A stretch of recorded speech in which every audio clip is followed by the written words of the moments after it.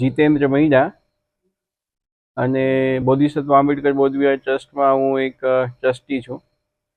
આજે ચૈત્રી બુદ્ધ પૂર્ણિમા મહોત્સવ અમારા બોધિસત્વ આંબેડકર બૌદ્ધ વિહાર ખાતે ઉજવણી કરવામાં આવી અને આજની પૂર્ણિમાનું ખાસ મહત્વ કે મહાકારુણી તથાગત શાક્યમુનિ બુદ્ધ દ્વારા જે કાલામ પ્રદેશ છે અને જે કાલામ પ્રદેશના લોકો છે એમને આજે કાલામ સૂતનો સંદેશો શાક્યમુનિ બુદ્ધ દ્વારા આપવામાં આવેલું અને એ જે સંદેશો છે એ સંદેશામાં શાક્યમુનિ બુદ્ધ એવું કહે છે કે કોઈ પણ વસ્તુ છે એને માનવા પહેલાં એને તર્કની કસોટી ઉપર કસવી, પહેલાં જાણવું અને પછી માનવું.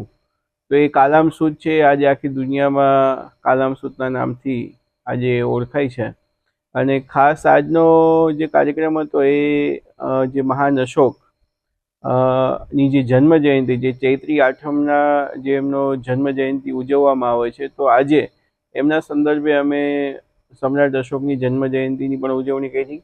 અને આપ સૌ જાણો છો કે મહાન અશોકનું જે રાજ્ય હતું એ સમતામૂલક ભારત જે હતું, જે સમતા, સ્વતંત્રતા, બંધુતા અને ન્યાય આધારિત ભારત હતું, જે ભારતના આધારે બાબા સાહેબ આંબેડકરે આપણા દેશનું બંધારણ બનાવ્યું અને એ જ ભારત જે વિશ્વગુરુ હતું એ ભારત ફરીથી વિશ્વગુરુ બને એ માટે બાબા સાહેબ આંબેડકરે મહાન અશોકના તર્જ ઉપર ભારતીય બંધારણની રચના કરી. તો આજનો કાર્યક્રમમાં રાજકોટ શહેરની જનતાએ અમને ખૂબ જ સારો સહકાર આપ્યો. એની સાથે સાથે આગામી તારીખ 12 એપ્રિલના રોજ આ બુદ્ધ વિહાર ખાતે, બોધિસત્વ આંબેડકર બુદ્ધ વિહાર ખાતે રાષ્ટ્રીય બૌદ્ધ મહાસભાના સંયુક્ત ઉપક્રમે અમે એક કાર્યકર્તા સંમેલન અને રાજ્ય સ્તરીય બૌદ્ધ પરિવારોનું એક અધિવેશન કરવા જઈ રહ્યા છીએ.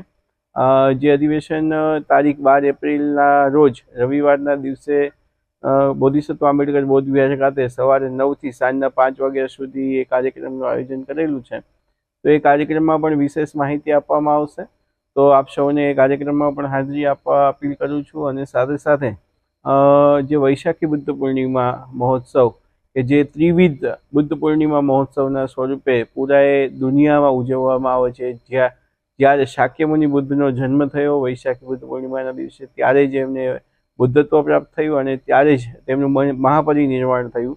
તો એ જે ત્રિગુણી પાવન જે બુદ્ધ પૂર્ણિમા મહોત્સવ છે એ બોધિસત્વ આંબેડકર બૌદ્ધ વિહાર દ્વારા છેલ્લા 12 વર્ષથી ધમ્મયાત્રાના સ્વરૂપમાં ઉજવવામાં આવે છે.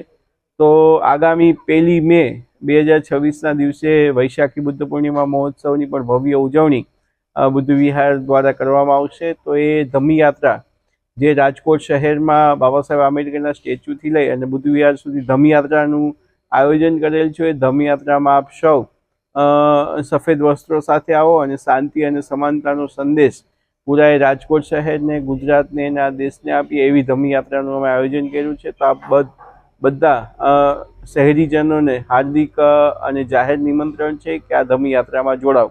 આભાર. જય ભીમ, જય ભારત.